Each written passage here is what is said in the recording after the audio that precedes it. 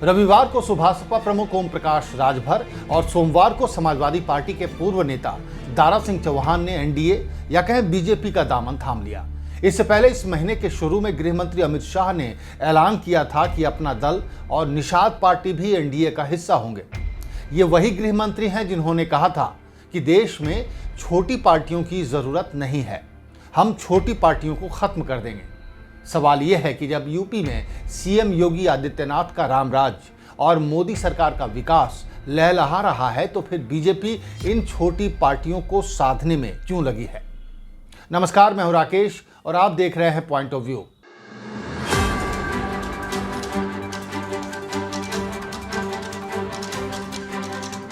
दो 2024 को लेकर महागठबंधन की बेचैनी तो सभी को नजर आ रही है, लेकिन सवाल यह है कि पीएम मोदी के चेहरे, सरकार के काम और यूसीसी जैसे मुद्दे के बाद भी बीजेपी को एनडीए को बढ़ाने की जरूरत क्यों पड़ रही है, वो भी बुलडोजर बाबा के राज में, जहां आजम खान के परिवार का राजनीतिक सफाया, अतीक और अंसारी बंधुओं का नाश, अयोध्या में राम मंदिर, काशी में ज्ञानवापी, मथुरा में कृष्ण जन्मभूमि, कांवड़, गाय की रक्षा समेत तमाम सफल मुद्दे मौजूद हैं।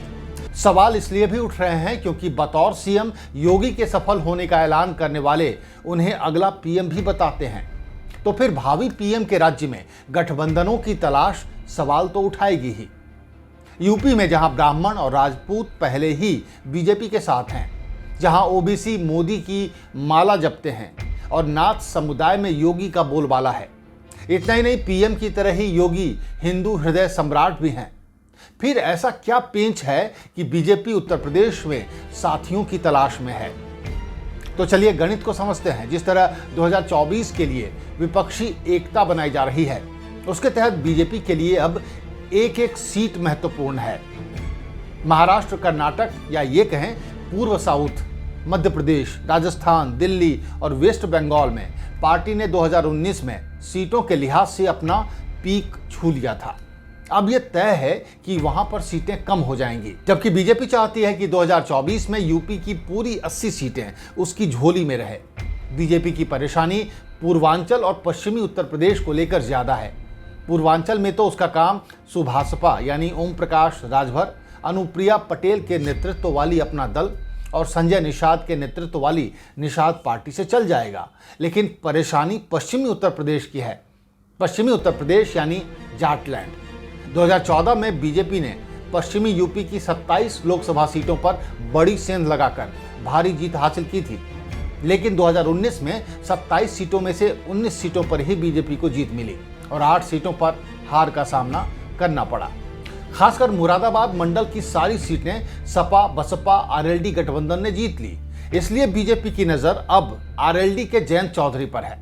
जयंत के पास जाट, गुर्जर, राजपूत और मुसलमानों का वोट है। ये वोट किसान आंदोलन और फिलहाल पहलवानों के आंदोलन से और एकजुट हुआ है।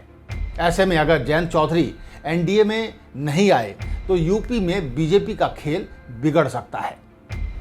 यानी बीजेपी आरएसएस की उस सलाह को सीरियसली ले रही है जिसमें आरएसएस ने मोदी मैजिक और हिंदुत्व के मुद्दे पर ज्यादा भरोसा नहीं करने को कहा था।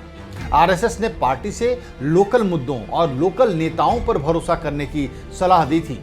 वैसे 2019 में भी बीजेपी लोकल के लिए वोकल का नारा दे चुकी है, लेकिन तब उसका मतलब लोकल सामान था और इस बार छोटी पार्टियां। वैसे समय तेजी से बदला है। हाल तक बीजेपी विपक्ष के महागठबंधन को ठगबंधन बता रही थी और अब खुद लोकल के लिए वोकल पॉलिसी अपना रही है। ऐसे में विपक्ष भी इस पर चुटकी लेने से क्यों पीछे रहता। तो कांग्रेस के राष्ट्रीय अध्यक्ष मल्लिकार्जुन खड़गे ने कहा कि मुझे ताज्जुब है कि मोदी जी ने राज्यसभा में कहा था कि मैं सभी विपक्षियों पर अकेला भारी हूं। अगर वो सभी विपक्षियों पर अकेले भारी हैं तो वो 30 पार्टियों को क्यों इकट्ठा कर रहे हैं। सवाल तो जायज है। आपको क्या लगता है, क्या एक अकेला मोदी सब पर भारी विचार से बीजेपी का मोह भंग हो गया है और अब वो अपने योगी आदित्यनाथ जैसे नेताओं के लिए भी राजभर और जयंत चौधरी जैसी बैसाखियां तलाश रही है? कमेंट कर हमें जरूर बताएं और चैनल को लाइक और सब्सक्राइब करना ना भूलें। नमस्कार।